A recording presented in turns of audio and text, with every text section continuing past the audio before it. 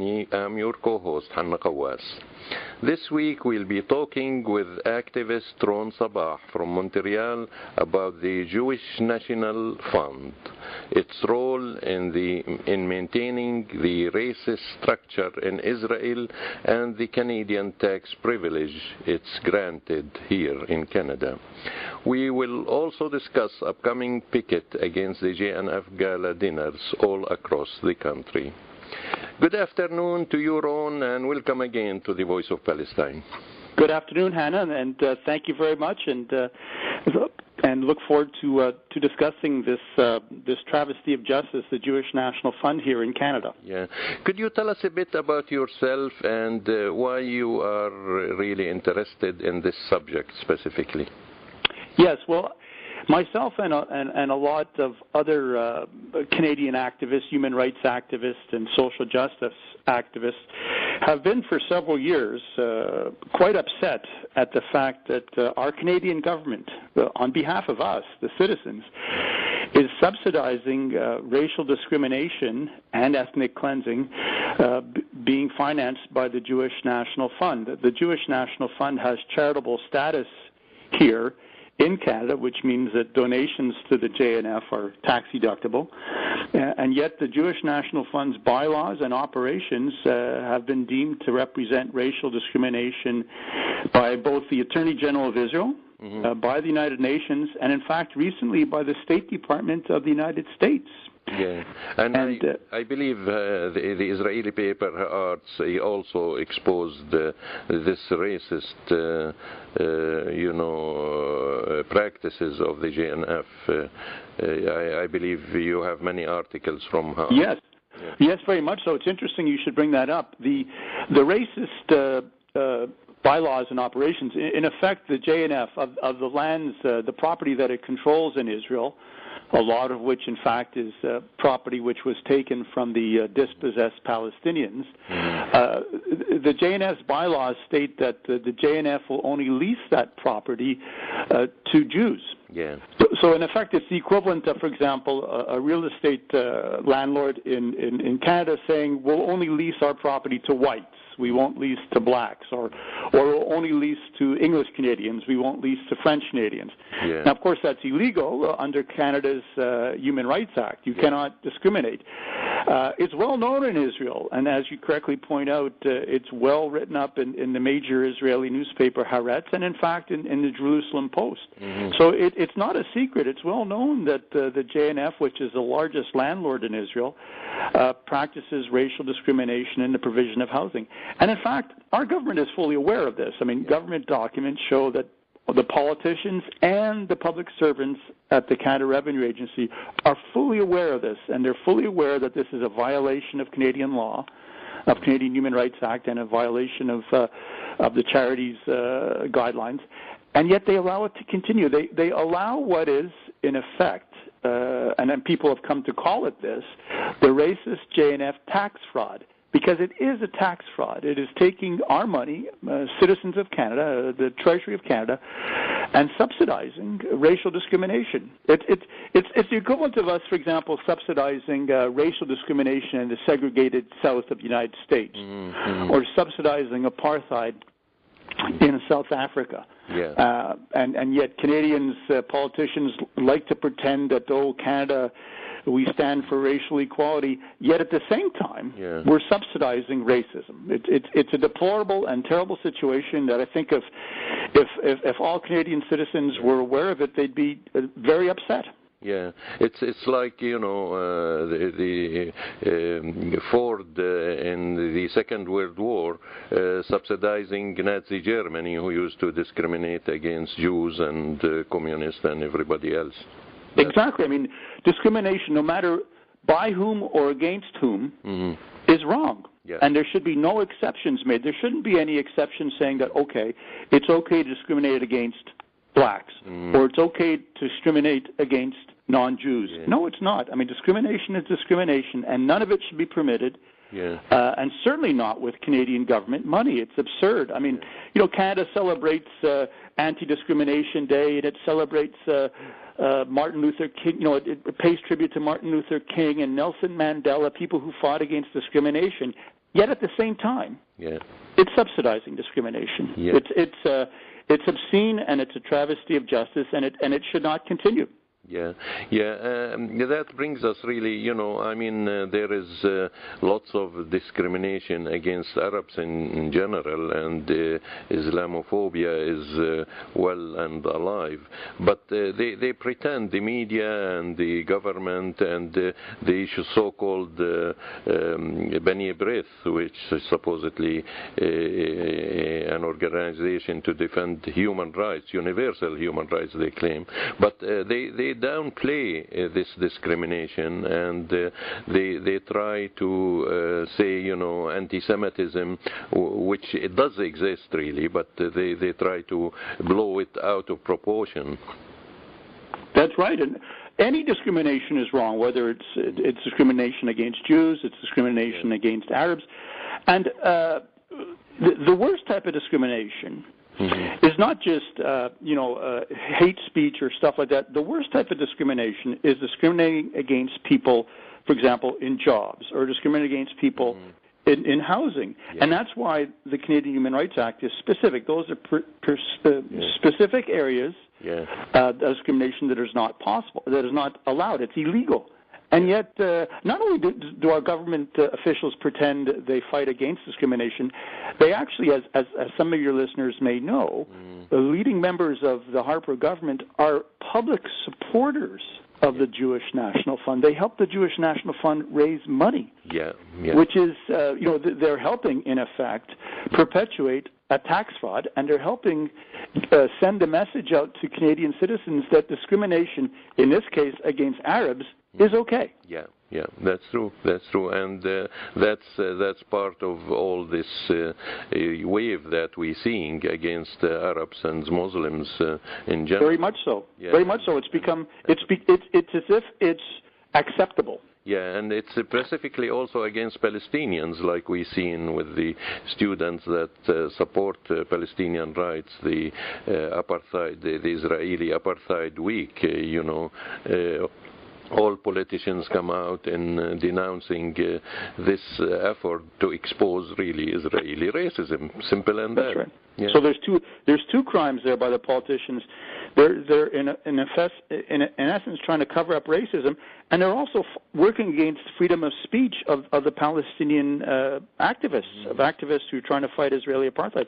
So it's horrendous when members of provincial legislatures and so on try to silence critics of human rights abuses. And in the process, they are actively promoting racism, That's exactly right. I shudder to think of what signal, because these things all send out signals, particularly to the young.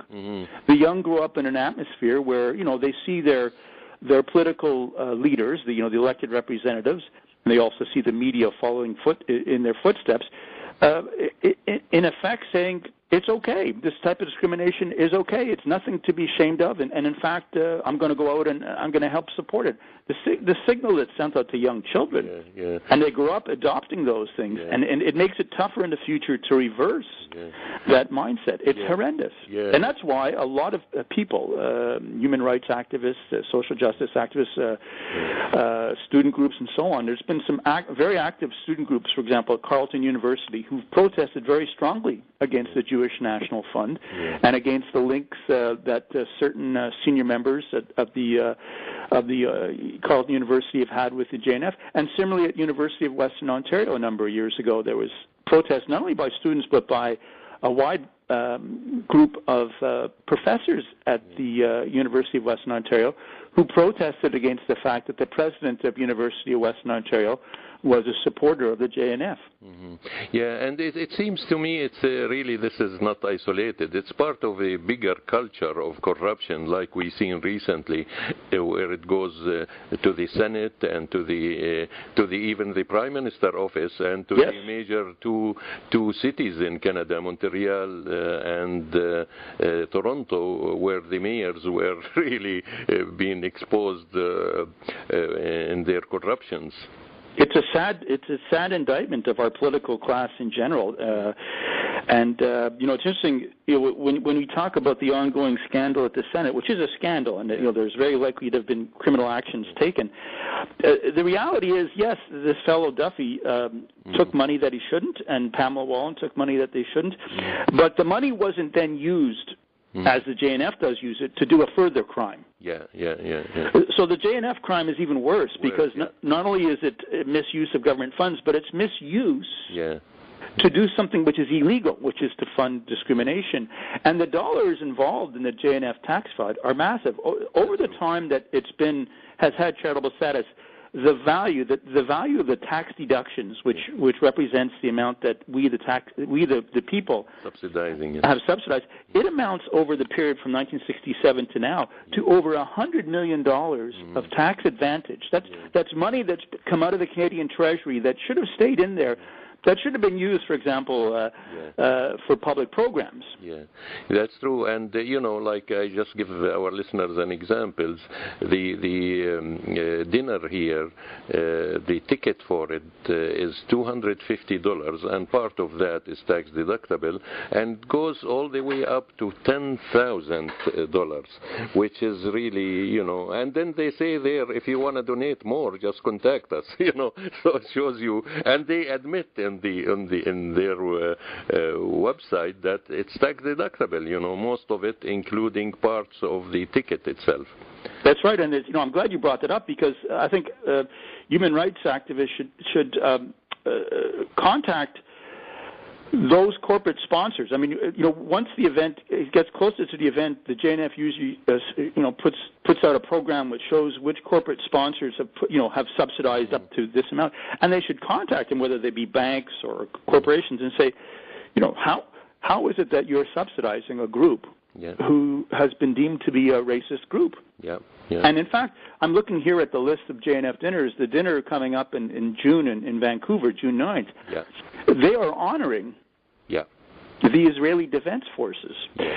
So here you have a charity which holds itself out as meeting charitable causes, and they're honoring a foreign military, a military which the United Nations and many groups have accused of committing war crimes. Yeah, they actually saying the honorees is Israeli Defense Forces and its heroes.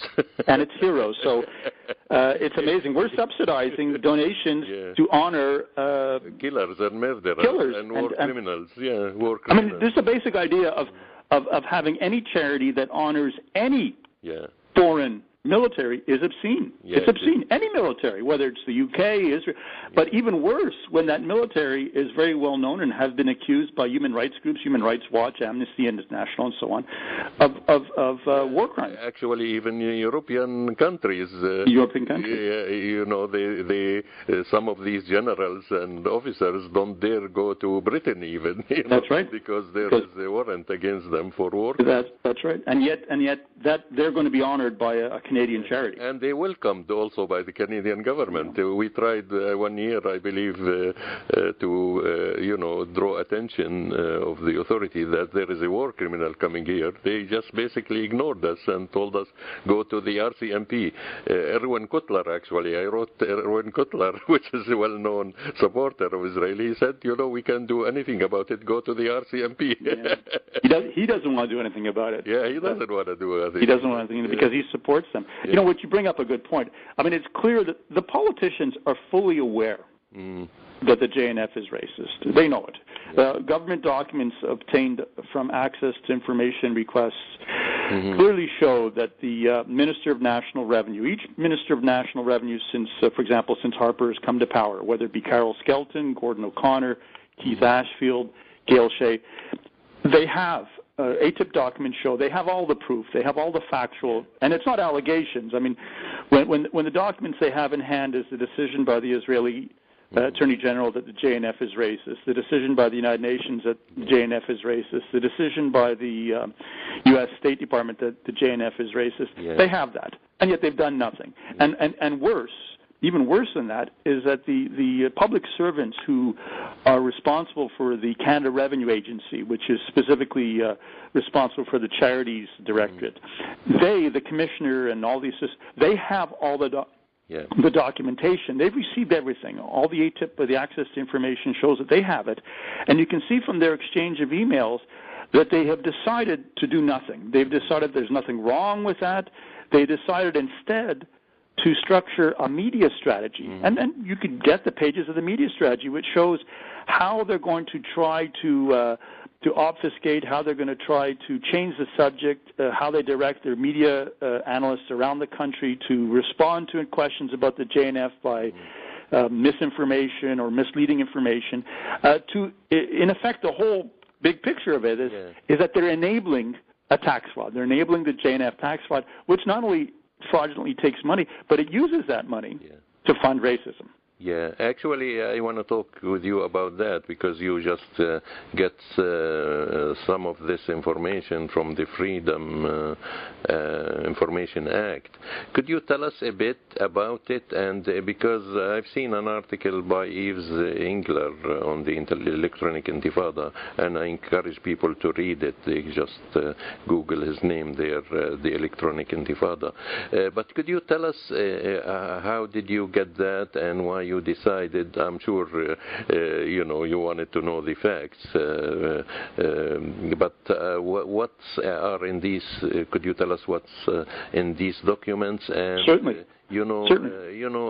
Because they show the really corruption, basically, in these government institutions.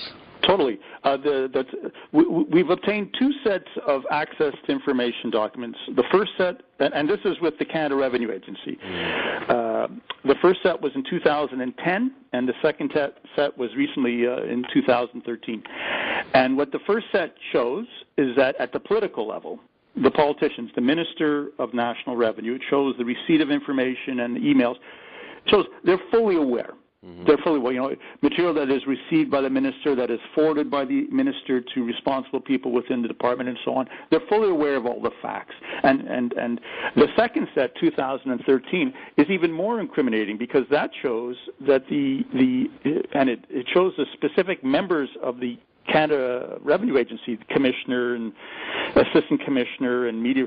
It shows their specific actions and overt actions to cover up the JNF tax fraud, to work against Canadian law, and to, in effect, the corruption within the CRA for this issue of the JNF tax fraud. And the key person involved is the assistant commissioner Brian McCauley.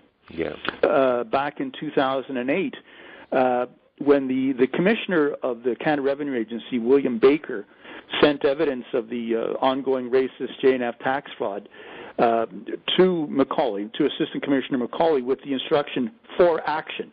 He says to the guy, for action, do something about this. And, the Assistant Commissioner had really two options. He could revoke the charity status of the JNF, or he could cover it up. He chose to cover it up.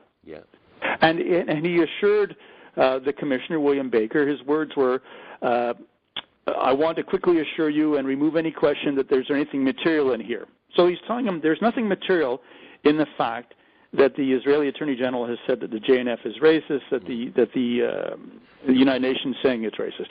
And then his members of his department then go on to construct a media strategy. I mean, the documents are called media lines, media notes, where they instruct people how to respond to questions. And they go so far as, it's actually interesting, in 2010, when the Canada Revenue, when the Auditor General did the audit of the Canada Revenue Agency, the Canada Revenue Agency actually wrote a Q&A following the audit to help their media people.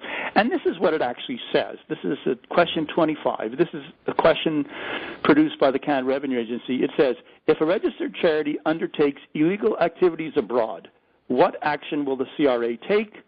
Will the CRA investigate or revoke the registered status of the Jewish National Fund? That's a question which the CRA asks itself. And then it goes on to provide the answer, and the answer is just obfuscation. It says, well, we can't revoke something unless its actions are contrary to Canadian law or public policy. But that's clear that discrimination is contrary to public policy and law. So they are aware. They're fully aware that they're conducting a cover-up. They're fully aware that they're violating Canadian law. They know they're complicit in it, but they're doing the best that they can to cover it up. And in fact, you mentioned Eve Engler. It's interesting. They went so far as in 2011, when Eve Engler, the author Eve Engler, was given a talk on the Jewish National Fund. He was giving a talk on Canada and the Jewish National Fund at a meeting of the Independent Jewish Voices being held in Ottawa on May 15, 2001. And public servants exchanged emails advising each other to, in effect, go and spy on Eve Engler's meeting to find out, in effect, how much do they know? How much is the media becoming aware of this? So we have public servants, rather than doing their job, which is to revoke the JNF, they're spending their time producing a media strategy to allow it to continue. They're disparaging people who are trying to get it to stop, and they're spying on activists and authors and community groups, human rights groups, that are trying to educate the Canadian population about the racist JNF tax fraud. It's horrendous because we pay the salary of these public servants, and that's what they're doing. Yeah, actually, it's the Foreign Affairs spokesperson, Workman, who emailed Canada Revenue. I have it. Eves talks about it in his article, and under the title, the headline, "Event You May Want to Monitor," he tells them, and basically he's saying that, Eves Engler will give a talk on Canada and the Jewish National Fund. But that's really outrageous. I mean, they really make spying on people and trying to find. I mean, what does it have to do with the business of the Canadian Revenue Agency to spy on a political meeting? I mean, their business is not politics. Their business is revenue, and whether you are paying your taxes or not, or whether these taxes are paid in a proper way, or whether the tax deductible contribution are according to the Canadian law. So what they're doing really, they're spying. They're making themselves as a spy agency to who? To the only conclusion is to a foreign country. That's the only conclusion I would conclude. What do you think? Right. And at the same time to also cover their backsides, because their biggest fear, and you can see that from some of the statements they make in their media lines, their biggest fear is that this becomes well known in the mainstream media. Because so far, for whatever reason, the mainstream media has not been picking up on the JNF tax fraud. And so I think a part of their spying is seeing, who's attending it, what is being said, what is being said about what we're doing, about our cover-up. They're trying to determine the extent of knowledge in the general public of the ongoing racist JNF tax fraud and the complicity of civil servants at the Canada Revenue Agency in it. And it's deplorable. I mean, the job definition of the employees of the CRA should not be monitor human rights groups to see if they're aware of crimes that the CRA is assisting. Yeah. But that's what they're doing. Yeah, that's what they're doing, and you wonder if there is Mossad agents among them. Well, who knows? Who knows? But even if there isn't, it's actually even worse if there isn't. Yeah, that's true. It's even worse if there isn't, because here we have Canadians spying on Canadians, and the crime that Eve Engler and the crime that the members of Independent Jewish Voices that requires them to be spied upon is a protesting against racism. Yeah. That evidently is a criminal action in the eyes of or something to be monitored. That's something dangerous. You are right, in the eyes of the Canadian civil servants. It's even worse because these are civil servants. They're not even politicians. I mean, we know politicians, can grovel pretty low. But these are civil servants who are paid by our taxpayers' money, too. That's right. And they're not supposed to be ideological, the civil servants. They're supposed to simply uphold Canadian law and Canadian public policy. That's right. Since when are they, the part of their mandate is to monitor human rights groups? It's absurd. Yeah. Is there further action? I mean, why the RCMP doesn't investigate such a fraud? You call it a fraud, and it is really a fraud, a tax fraud. Why doesn't the RCMP or the, these other agencies that supervise such government groups, like you said, the Auditor General? Yes. Why doesn't they expose them and say what are they? I guess I'm asking rhetorical question. I know the answer because of the influence of the Zionist lobby. But I mean, if you want to be really loyal to Canada, these things should be done. They should be done, and in a country where all the parties involved strictly acted following Canadian law and Canadian policy, that is what would be done. But unfortunately, we're in a situation where there is no political party which is willing to stick its neck out to do the right thing here. So if we're depending on politicians to do the right thing, whether it's the Conservatives, the Liberals, the NDP, you can forget about it. All the MPs have been aware of this for many, many years, and none of them have done anything. None of them stood up and said a thing. Yeah. And they probably see no political advantage in it because the major influence in terms of the media and pressure from the elite interest groups, it would not help them to do it as they see it, even though they know it's contrary to Canadian law and human rights and so on. I think in the end, the only action that could have an impact would be, police action. Or legal action. Yeah. And, of course, legal action costs a lot of money and takes a lot of time. I believe, there are a number of countries, there are a number of activist groups in other countries that are working quite hard on trying to get the JNF's charitable status revoked.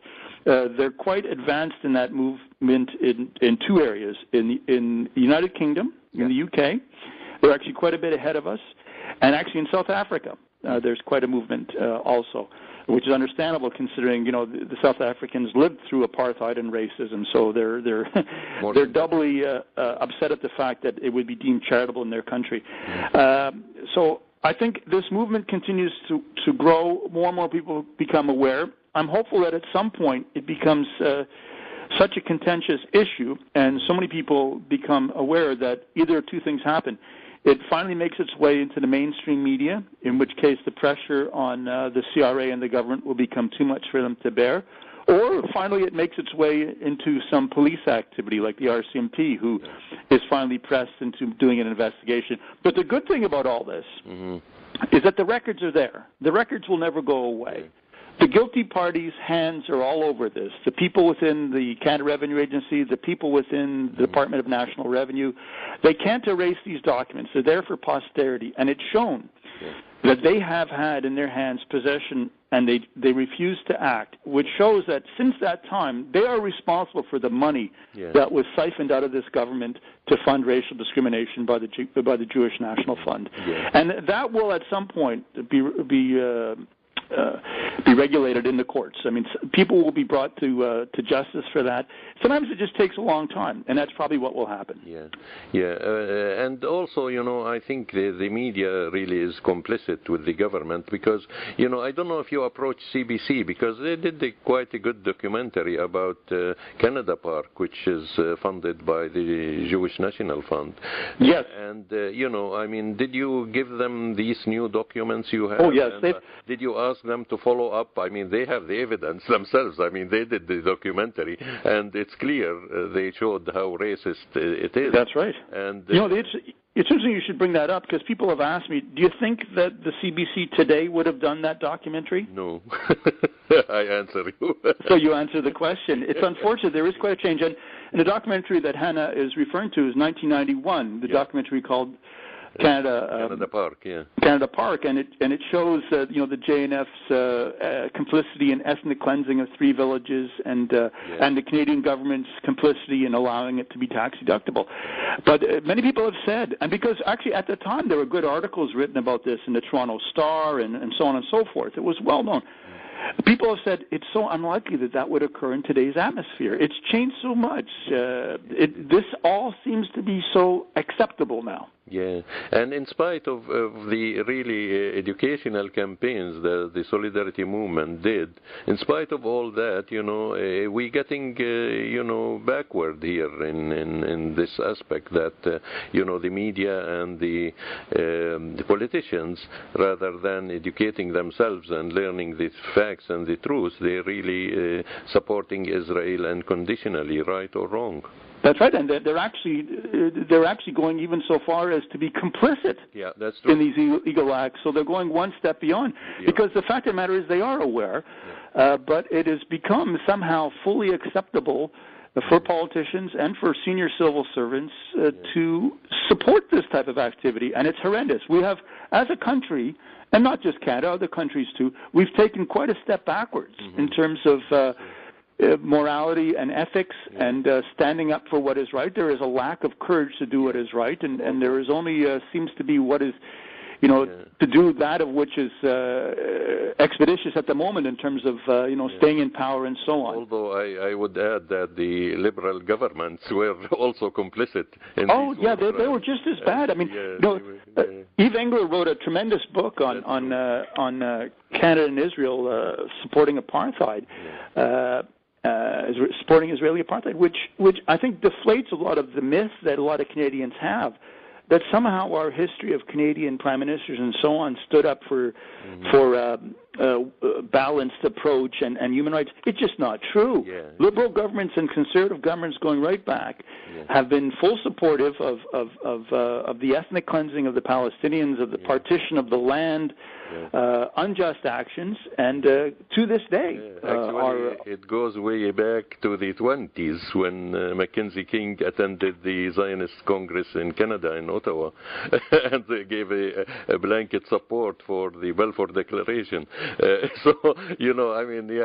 the partition plan, that's totally another story. But Canada was instrumental in the passing and formulating the partition plan. Exactly, that's Lester Pearson at the time, and I think Lester Pearson and Judge Rand too. Judge Rand and Yves Engler in his book called Building Apartheid, Canada and Israel, gives an excellent historical perspective. And I suggest to any of your listeners who want to learn more about this, it's an excellent book by our own Canadian author Yves Engler, who does an excellent job in a number of political spheres here in Canada in deflating these myths, which we tend to live under, but I think it's best that we fully understand what we have done and what we have stood for.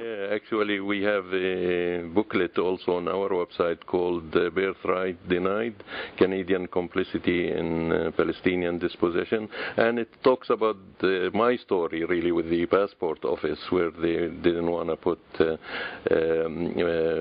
Bethlehem, Palestine as my birthplace, and till now I don't have a passport because I refuse to take any passport without my true birthright. And although they gave me 2 passports earlier with Bethlehem, Palestine on them, but after the Oslo process, they decided, after they gave Bethlehem to Arafat, they decided it's not Palestine anymore, which is ironic. But in it, in my correspondence with them, I talk about this complicity with Israel all the way back to 1947 with the partition plan, and the people could learn quite a bit about the Canadian complicity from that, in addition to the excellent booklet of Yves Engler. This was written really in 1999, the booklet, which is 14 years ago, so it doesn't update anything about the new conservative government, but gives an idea that it didn't start with the conservatives. That's the key point, Hanna. In effect, it's more of the same. It's been a continued, support for the displacement of the indigenous Palestinians and for the growth of the Israeli apartheid regime. It's sad, but it's true. And Canadians should be aware of this, because I think the more that Canadians are aware of this, the more that they will hopefully work towards correcting these evils. I mean, it's one thing to be in a country which, it's bad enough to be in a country that may not stand up for correct things, but it's worse to be in a country that actually does bad things. Yeah, and unfortunately, we're doing bad things. Yeah, and I think it's important that people oppose such dinners that the JNF does, and it goes way back to the 90s, I believe. The Canada-Palestine Association here locally picketed every event they had since then in Vancouver, and we are planning to picket this event that's honoring the Israeli Defense Forces and its quote-unquote heroes. So we're going to be there, and there is another event actually going to take place in Calgary on June 11th, and London June 9th, and Winnipeg June 4th, and Hamilton June 2nd, and Montreal June 12th, I believe, Edmonton June 16th, and Windsor June 19th. And that's right. Toronto dinner is December 1st, where our honorable quote-unquote Stephen Harper will be speaking there. Yes, and actually some activists have said quite correctly so, that groups should plan ahead. I mean, obviously local groups in all those cities you mentioned should be protesting the JNF regional meeting, but the big granddaddy of them all that hopefully many groups will protest will be the one in Toronto, because it's the fact that a prime minister, the leading representative of our nation, is willing to be honored by a group, a racist organization, and help this racist organization perpetuate a tax fraud. It deserves a big protest by groups who are totally opposed, not just to Harper's action in this, but this as part of his overall package of acting against human rights and acting against what should be the Canadian position on many issues. And, you know, his ministers giving active support to this, racist organization like Jason Kenney and John Baird and Peter Kent, So there is lots of ministers are giving active support. And maybe I just want to ask you about John Baird's, speech that he gave at the Ottawa dinner, JNF dinner, and the title of this speech is of John Baird is "Why Israel Holds Such a Special Place in My Heart," and this is the Foreign Minister of Canada. Why Israel holds such a special place in my heart, and he perpetuates another fraud, that the JNF, for example, is not racist. I'll just like to quote you, and I'll ask you to respond to it. I quote you from his speech to the annual Negev dinner in Ottawa on November 20th, 2012. He said, and I'm quoting, "which gets us to the focus of this evening's celebration, the important role of the JNF. Its contribution to the State of Israel are deeply connected to its rebirth.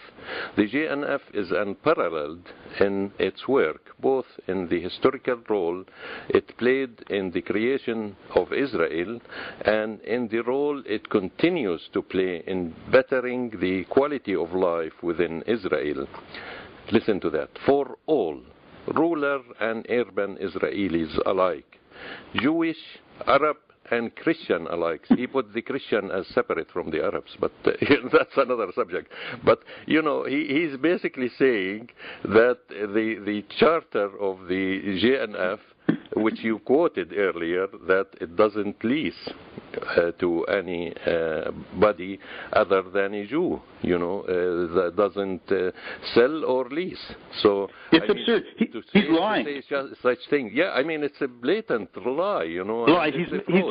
He's doing a number of things there. First of all, he's lying, and by lying, he's perpetuating a fraud. Because by lying because that quote appeared not just, it wasn't just his speech at the meeting.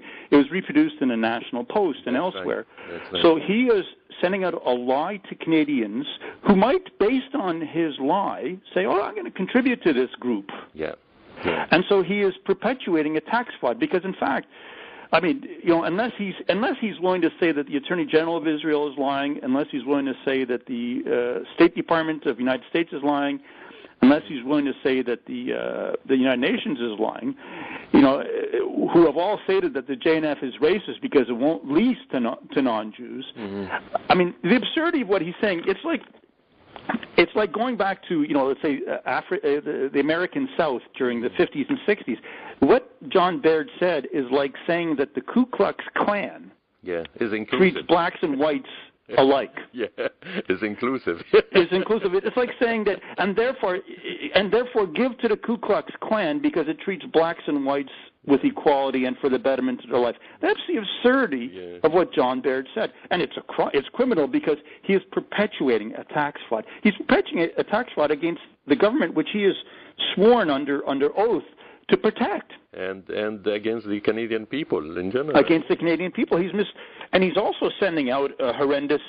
And it's worse. It's even worse because for those that know that it's a lie, that know that it's racist, they know that what he's doing is he's sending out a message. By the way, it's okay to be racist. Yeah, and this is the kind of mentality we have in the political establishment here. You know, I just wanted to mention an example that it's not really just the Canadian Revenue Agency. It's their bosses who are really, really giving the orders here, and you know these people who are civil servants are really trying to appease and do favors for their bosses, basically, rather than being impartial. And it's a terrible state of affairs, but hopefully through the actions of good Canadians, because the people, I have a lot more faith in the people than I do in the public servants or in the politicians. Hopefully we can push the situation back to, or not back, but into what it should be. And a situation where the government and the people who work for the government respect human rights, respect human equality, and work against discrimination, not supporting it. Yeah, I'm optimistic, really, Ron, and I feel, the justice will prevail sooner or later, and those who are supporting war crimes will be held accountable, either locally in Canadian courts or in the International Court of Justice. I agree. I think this will all catch up with those guilty in the long term. Thank you again. And do you have a final message to our listeners? And usually I ask people what they think of the grassroots nonviolent tool that we're using, the boycott, divestment, and sanction, and whether it's a good tool or we need to further our work to more than that. I think the boycott, divestment, and sanctions is an excellent tool. I think it's working, and you can always see how effective a tool is by seeing how much the people on the other side object to it, and they're objecting a lot, and that means that it's working. More and more people. We're beginning to see, more high-profile people willing to lend their name to the BDS actions.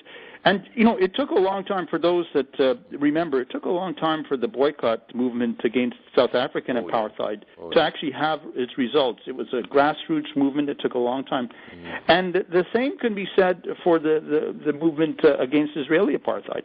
And yet it is moving in the same direction at the same speed. And so I would say that those that believe in human equality, that oppose racial discrimination, I think it's a very noble movement, the boycott, divestment, and sanctions, and something which people should all participate in one way or the other. Yeah, I agree with you, and I think, at least also they're putting some of their resources into combating this movement, which, it helps us on the long run by really not having enough resources to build the racist regime in historic Palestine. I really thank you, Ron, and keep up the good work, and we hope, we'll hear from all across Canada about the protest that's going to take place against this JNF tax fraud that's getting the support of the regime here and the media, the corporate media here in Canada. So have a good afternoon, and thank you again. Well, thank you, Hanna, and keep up the good work. Thanks. Thank you. Yeah. And that was Hanna Kawas talking with Montreal activist Ron Saba.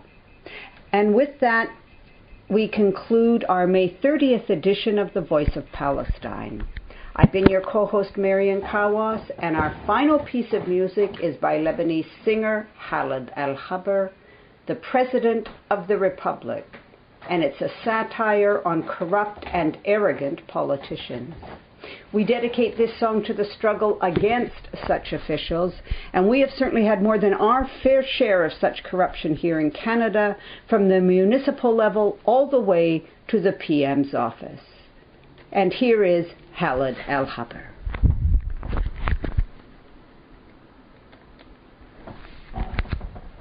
كنت هيدا البلد رجعته للتأثير بعد الوطن كله دورة محومي لو عملوني أنا فخامة الرئيس لو عملوني أنا رئيس الجمهورية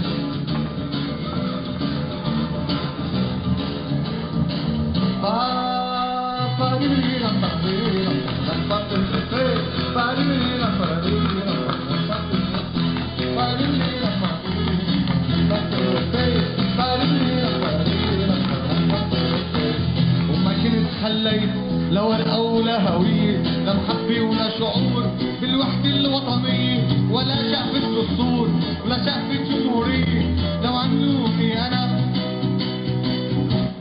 رئيس الجمهورية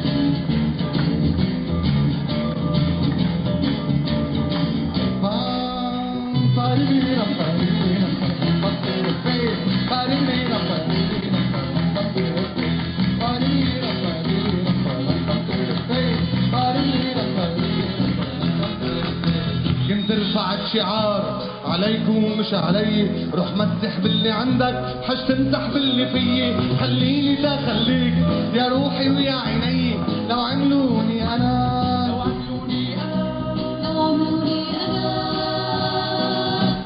رئيس الجمهورية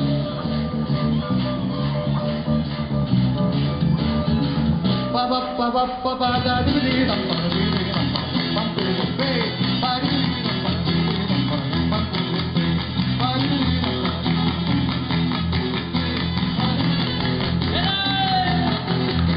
كنت لغيت الحوار صلحت الأبجدية لا هدنة ولا مهادنة ولا مواقف مبدئية شيل اللي بدي شيله شيل الديمقراطية لو عملوني أنا لو عملوني أنا لو عملوني أنا رئيس الجمهورية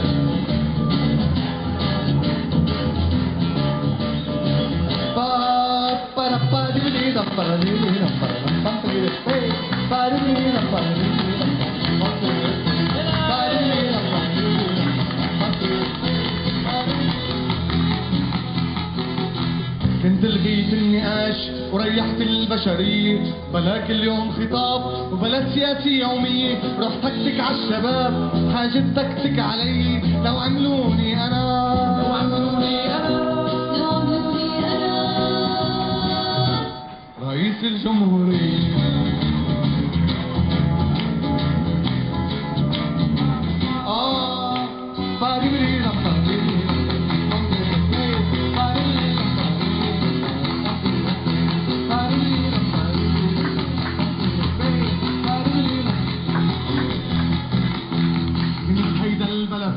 رجعته للتأسيس بعد الوطن كله دورة محومية لو عملوني أنا فخامة الرئيس لو عملوني أنا رئيس الجمهورية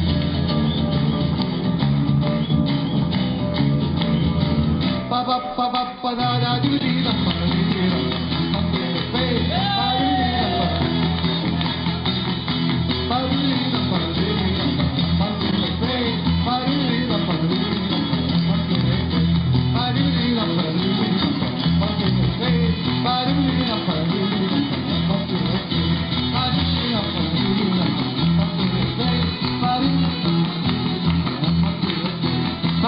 Bye.